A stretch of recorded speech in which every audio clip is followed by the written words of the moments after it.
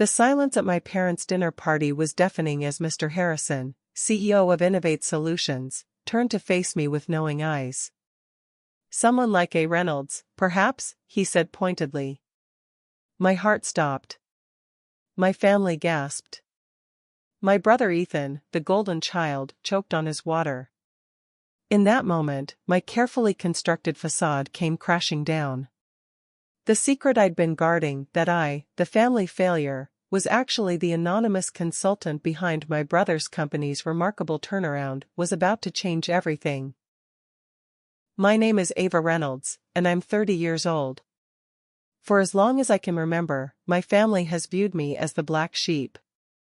While my brother, Ethan, soared through the ranks at his company, I bounced from job to job, never quite finding my footing. My parents never missed an opportunity to remind me of my perceived failures, comparing me to Ethan at every holiday dinner. "Why can't you be more like your brother?" was a common refrain, laced with disappointment. The truth was, I was trying. I had a knack for problem-solving and a mind for business, but I lacked the confidence to truly put myself out there, especially with my family's constant criticism echoing in my ears. Ethan, bless his heart, tried to be supportive, but even he couldn't fully understand the pressure I felt. He was the golden child, the one who could do no wrong. I was just Ava. The one who hadn't quite figured things out. The weight of their expectations was crushing. I felt like I was constantly disappointing them, constantly falling short. Little did they know, I was about to turn their world upside down. I was about to show them, and myself, that I was capable of far more than they ever imagined. My journey was about to take a very unexpected turn, all thanks to my brother's CEO and a secret I had been carefully guarding. So, what exactly made me the failure of the Reynolds family? It wasn't a lack of trying, I assure you. After graduating college with a business degree, I landed a job as a marketing assistant at a small firm. It was entry-level, yes, but I was eager to learn and prove myself. Unfortunately, the company wasn't doing well, and I was laid off after only a year. Next, I tried sales, thinking a commission-based role would motivate me. I worked hard, but I just wasn't cut out for it. The constant rejection was disheartening, and my sales numbers were consistently low. My family, of course, was quick to point out my shortcomings. "Sales isn't for everyone, Ava," my mother would say, her tone dripping with pity. "Maybe you should try something easier." Then came the brief stint as a receptionist, followed by a few months working at a coffee shop. Each job felt like another strike against me, another reason for my family to doubt my potential. I started to believe them, to internalize their negativity. Maybe I was destined to be a disappointment. Maybe I just wasn't good enough. But deep down, a spark of defiance still flickered. I knew I had something to offer, something unique and valuable. I just needed the right opportunity to prove it, not only to my family, but to myself. While I was struggling to find my place, Ethan was thriving. He had always been a natural leader, charismatic and driven. He started at his company, a tech startup called Innovate Solutions, right after college and quickly climbed the corporate ladder. He was a project manager, then a senior project manager, and eventually, the head of operations. My parents couldn't have been prouder. Every accomplishment of Ethan's was another benchmark for my own perceived inadequacies. "Ethan just got a promotion," my dad would announce at dinner, his voice brimming with pride. He wouldn't say it outright, but the unspoken message was clear: why can't you be more like him? Ethan's success wasn't just about his natural talent, he also worked incredibly hard. He was dedicated to his job, often putting in long hours and going above and beyond. I admired him for that, even though it made me feel even more inadequate.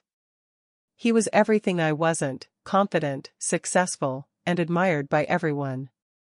Our family gatherings became a painful reminder of the different paths we were on.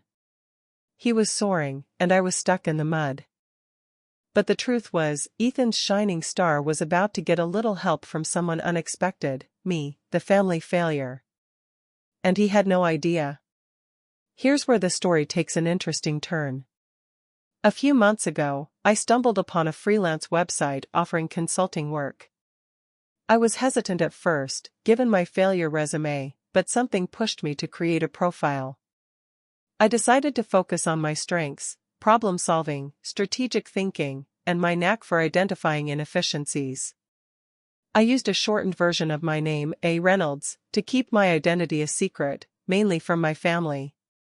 One day, I received a request from a company looking for a consultant to help them streamline their operations and improve their overall performance. The company? Innovate Solutions, Ethan's company. I couldn't believe it. Was this fate? A chance to finally prove myself, even if anonymously? I accepted the project, fully aware of the potential consequences if my family ever found out. I spent hours researching Innovate Solutions, analyzing their data, and developing a comprehensive plan for improvement. I worked tirelessly, pouring all my energy and expertise into the project. It was exhilarating and terrifying at the same time. I was finally doing something that I was good at, something that challenged me, but I was also living in constant fear of being discovered. The irony was almost unbearable. I was helping my brother succeed, while simultaneously hiding my involvement from him and our family. As A. Reynolds, I became a virtual ghost, working behind the scenes to revamp Innovate Solutions. My primary task was to identify bottlenecks in their workflow and suggest solutions to improve efficiency. I analyzed their sales data, marketing strategies, and internal communication processes. I conducted virtual interviews with employees, gathering feedback on their challenges and pain points. My recommendations were data-driven and practical. I suggested implementing new software to automate repetitive tasks, streamlining their marketing campaigns to target a more specific audience, and improving communication between departments through regular team meetings. I also identified areas where they were overspending and suggested cost-cutting measures without sacrificing quality. The results were almost immediate. Sales started to increase, employee morale improved, and the company's overall performance skyrocketed. Mr. Harrison, the CEO, was thrilled with the progress, constantly praising Ethan for the positive changes. Ethan, of course, had no idea that his failure sister was the mastermind behind it all. He simply implemented the recommendations provided by A. Reynolds, unknowingly benefiting from my expertise. The irony was delicious, and the secret gave me a sense of purpose I hadn't felt in years. I was finally making a difference, even if no one knew it was me. Before I came along, Innovate Solutions was in a bit of a rut. They had a great product, but their sales were stagnant, and employee morale was low. The company culture was described as chaotic and unorganized by several employees during my anonymous interviews. There was a lack of clear communication between departments, leading to duplicated efforts and missed deadlines. Their marketing strategy was outdated and ineffective, relying on generic advertising campaigns that failed to resonate with their target audience. They were also struggling to retain talented employees, who were leaving for better opportunities at competitor companies. Mr. Harrison was concerned, but he couldn't quite pinpoint the root cause of the problems. He knew they needed help, but he wasn't sure where to turn.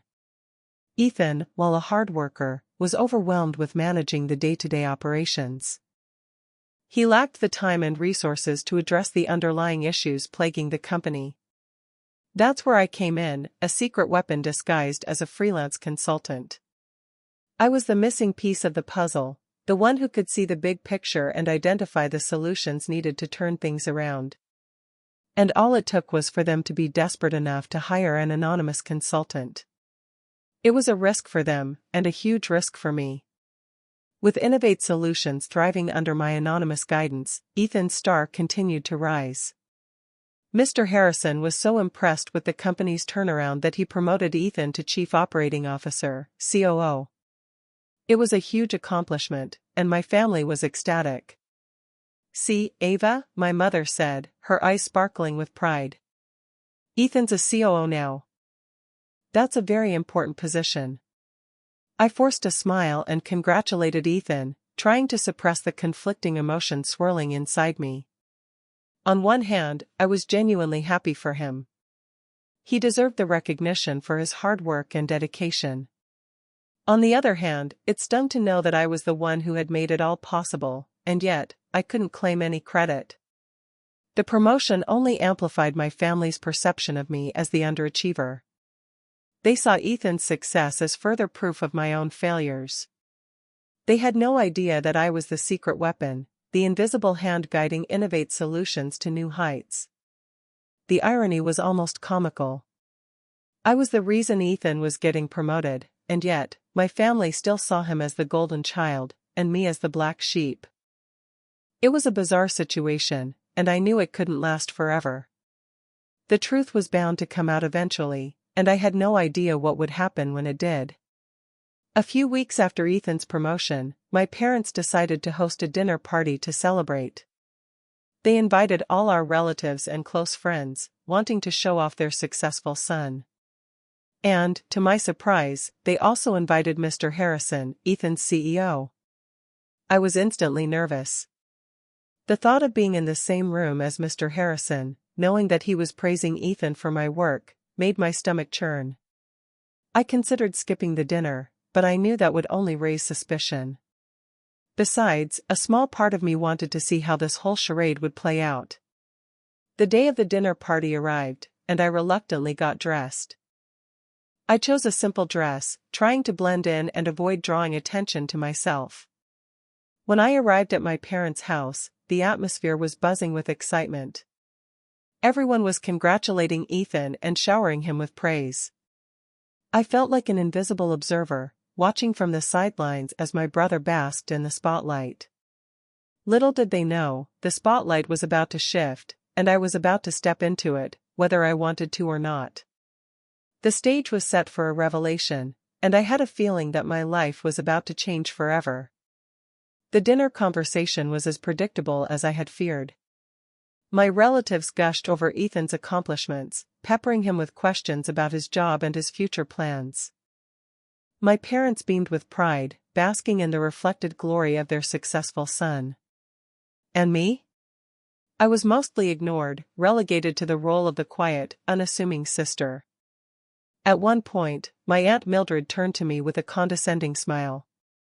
"So, Ava," she said, her voice dripping with pity. "What are you up to these days? Still working at the coffee shop?" I mumbled a response about exploring different career options, trying to avoid eye contact. My mother chimed in. "Ava's still trying to find her passion," she said, her tone implying that I was hopelessly lost. Mr. Harrison, who had been quietly observing the conversation, shifted in his seat. He cleared his throat and turned his attention to me. "Ava," he said, his voice surprisingly warm and engaging. "Ethan has told me a little about you. He says you have a keen mind for business." My heart skipped a beat. Was this it? Was he about to reveal my secret? I braced myself for the inevitable exposure, ready to face the consequences of my deception. But what happened next was even more unexpected. "Actually, Mr. Harrison," I said, finding my voice, "I've been doing some freelance consulting work lately." I hesitated, unsure of how much to reveal. "Oh, really?" he said, his eyes twinkling with interest. "What kind of consulting?" "Mostly focusing on streamlining operations and improving efficiency," I replied, keeping my answer vague. He nodded thoughtfully. "Interesting," he said. "You know, I've been looking for someone to fill the VP of Strategy position at Innovate Solutions. It's a challenging role, but it requires someone with a sharp mind and a strategic vision." He paused, looking directly at me. "Someone like Ava Reynolds, perhaps?" My heart stopped. My family gasped. Ethan choked on his water. The room fell silent, all eyes fixed on me. Mr. Harrison knew. He knew everything. The game was up. There was no more hiding, no more pretending. The truth was out, and my life was about to change in ways I never could have imagined. The family that thought I was a failure was about to witness the biggest plot twist of their lives. "Yes, Mr. Harrison," I admitted, my voice trembling slightly. "I am A. Reynolds." A collective gasp filled the room. My mother's face was a mixture of shock and disbelief. My father looked utterly bewildered. Ethan, still recovering from his near-choking experience, stared at me with wide eyes. Mr. Harrison smiled knowingly. "I had my suspicions," he said. "The quality of the work, the insightful recommendations, it was clear that A. Reynolds was someone special. And after observing you tonight, Ava, I'm even more convinced." He turned to my family. "You see," he explained, "Ava, or rather, A. Reynolds, has been instrumental in turning Innovate Solutions around.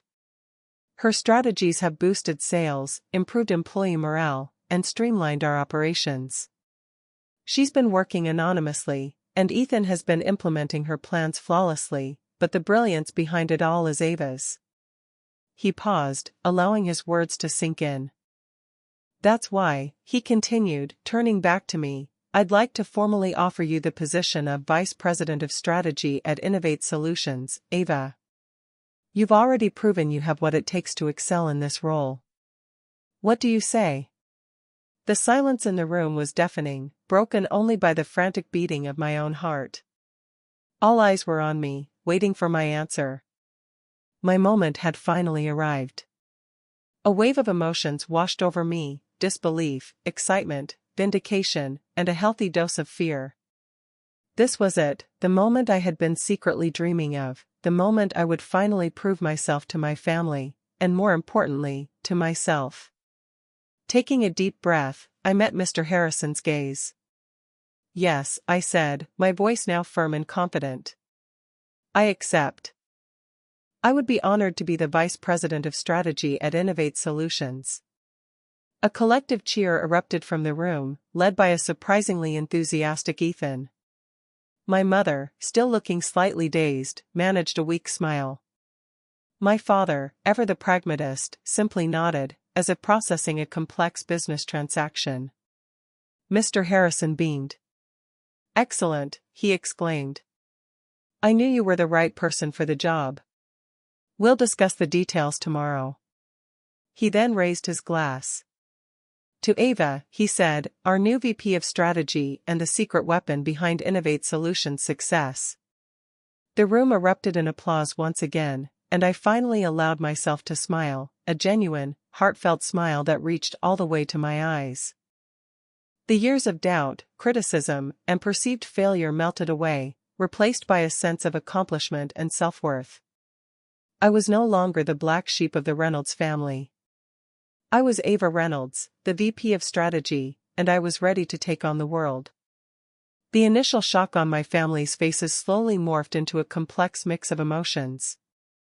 My mother, after her initial days, seemed to be struggling to reconcile the image of her unsuccessful daughter with the accomplished professional Mr. Harrison had just described. She kept glancing back and forth between me and Ethan, as if trying to understand how this could have happened. My father, ever the practical one, started peppering me with questions about the salary, benefits, and stock options. He seemed less concerned with my newfound success and more interested in the financial implications.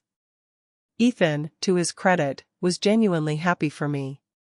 He came over and gave me a big hug.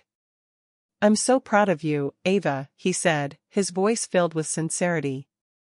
"I always knew you had it in you." He then turned to Mr. Harrison. "You made a great choice, sir. She's going to be a huge asset to the company." The relatives, who had previously dismissed me as an afterthought, were now clamoring for my attention, eager to congratulate me and ask about my new role. The tables had completely turned. I had gone from being the invisible sister to the center of attention, and it was a surreal and somewhat overwhelming experience. The family who once doubted me was now forced to acknowledge my worth. As the initial excitement subsided, a more serious tone settled over the room. I knew I couldn't let the moment pass without addressing the years of doubt and criticism I had endured from my family. It was time to confront the elephant in the room, to speak my truth, and to finally set the record straight. I cleared my throat and addressed my parents, my voice steady and resolute. "Mom, Dad," I began, "I know you always wanted the best for me, but your constant comparisons to Ethan, your constant criticism of my choices, it really hurt. It made me doubt myself, it made me question my abilities, and it made me feel like I would never be good enough." I paused, taking a deep breath to compose myself. "I want you to know that I was trying, even when it didn't seem like it. I was searching for my path, and it may have taken me longer than Ethan, but I found it. And I proved that I am capable, that I am intelligent, and that I am worthy of success." I looked directly at my mother, whose eyes were now filled with tears. "I hope that you can finally see me for who I am, not for who you wanted me to be. And I hope that you can finally be proud of me, not just for this job, but for the person I have become." The silence was heavy, waiting for their response. My mother, tears streaming down her face, reached out and took my hand. "Oh, Ava," she said, her voice choked with emotion. "I'm so sorry. We were so wrong. We were so focused on Ethan's success that we didn't see what you were capable of. I am incredibly proud of you, not just for this job, but for your resilience, your determination, and your kind heart." My father, never one for grand gestures, simply nodded and gave me a rare, but heartfelt, smile. "You've always been a smart girl, Ava," he said. "I'm glad you finally found a way to use your talents. Just make sure you negotiate a good severance package." Even my Aunt Mildred, the queen of condescension, offered a sincere apology. "I misjudged you, Ava," she admitted. "You've proven us all wrong. Congratulations on your success." Ethan, ever the supportive brother, chimed in. "I always knew you were amazing, Ava," he said. "I'm so excited to see what you accomplish at Innovate Solutions. Just promise me you won't fire me." The tension in the room dissipated, replaced by a sense of warmth and reconciliation. The years of doubt and criticism seemed to fade into the background, overshadowed by the present moment of triumph and acceptance. It wasn't a perfect ending, but it was a start. And for the first time in a long time, I felt like I truly belonged. I was finally home. In the days that followed, things at Innovate Solutions were a whirlwind.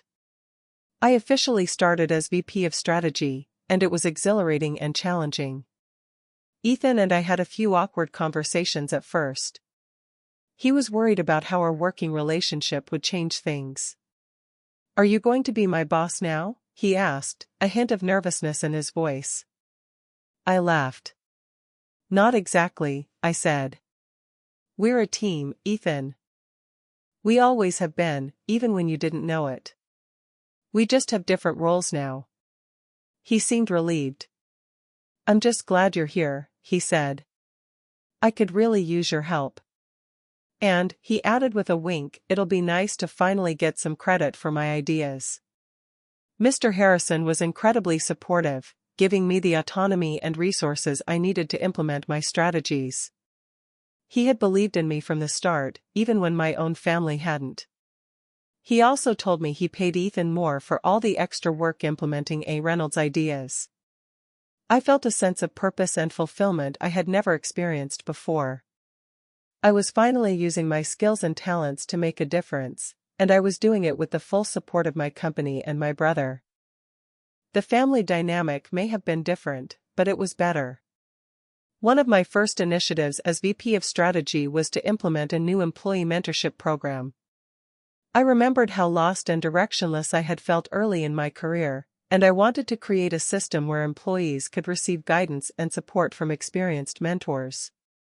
The program was a huge success, boosting employee morale and retention rates.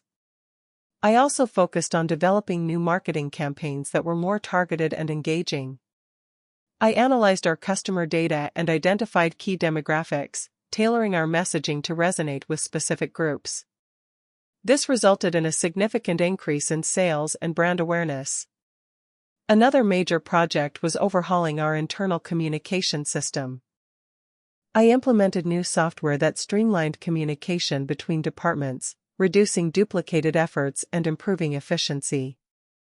I also encouraged more open and transparent communication, fostering a more collaborative and supportive work environment.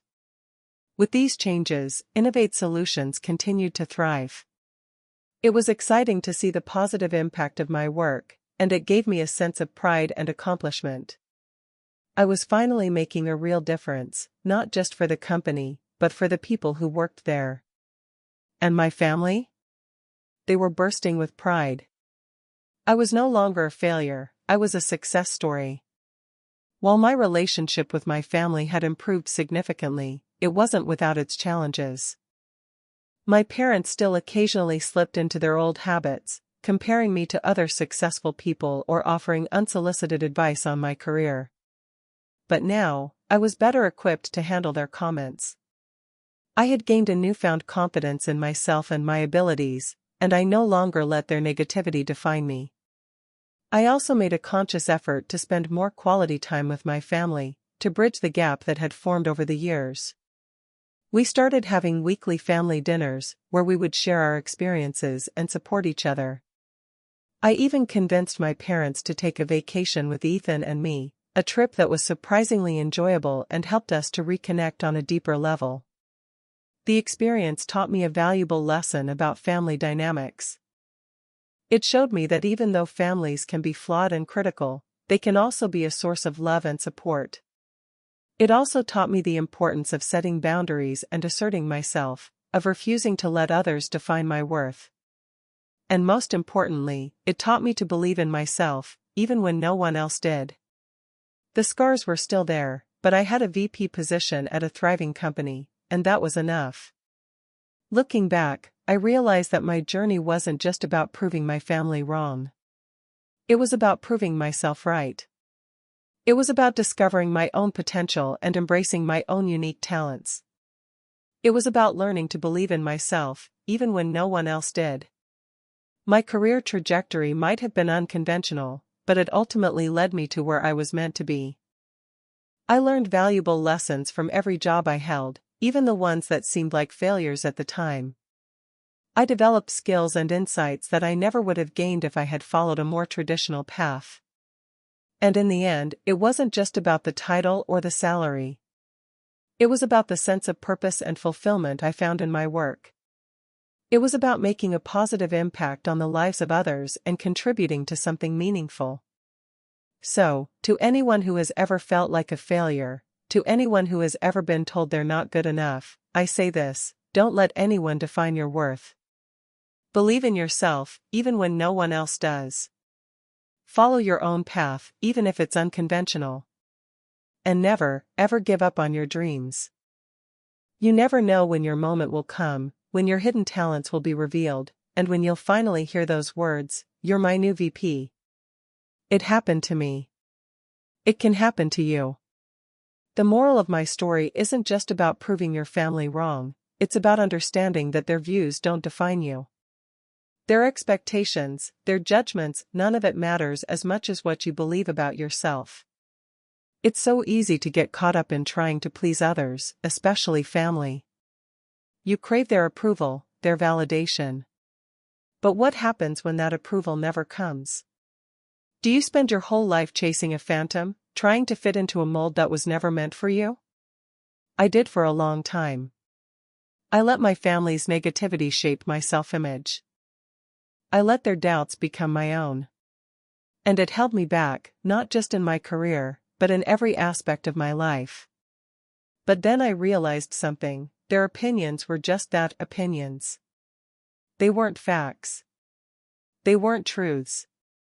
And I had the power to choose whether or not to accept them. Once I started believing in myself, everything changed. The world didn't suddenly become perfect, but I had the strength to face it head-on. I had the confidence to pursue my goals, regardless of what anyone else thought.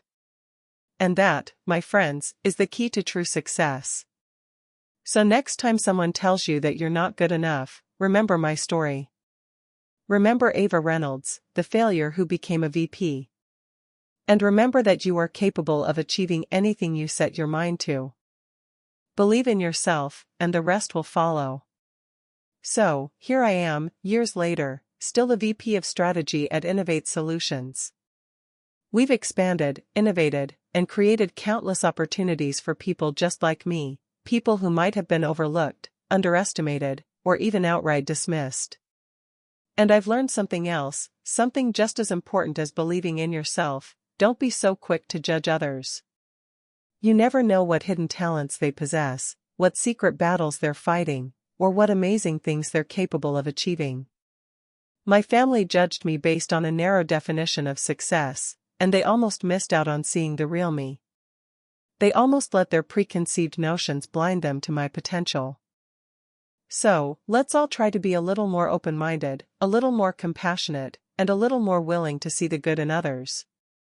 Let's celebrate their strengths, encourage their dreams, and support their journeys, even if they don't look exactly like ours. Because who knows? The person you dismiss today might just be your new VP tomorrow. And that, my friends, would be a beautiful thing. That would be a world where everyone has the chance to shine, to thrive, and to reach their full potential. And that's a world worth fighting for. Thank you for spending your time with my story. Feel free to share your thoughts or reactions in the comments. I'd love to hear from you.